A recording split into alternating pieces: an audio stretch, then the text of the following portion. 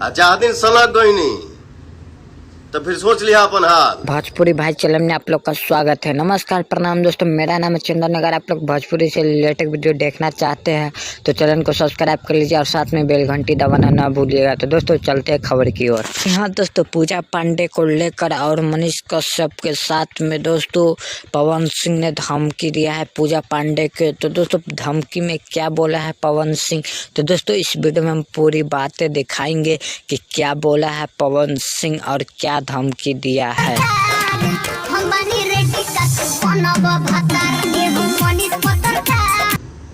ज्यादा दिन सलग गई नहीं तो फिर सोच लिया अपन हाल। यहाँ दोस्तों आप लोग ने वीडियो देख लिए होंगे क्या धमकी दिया है पूजा पांडे को पावर स्टार पवन सिंह।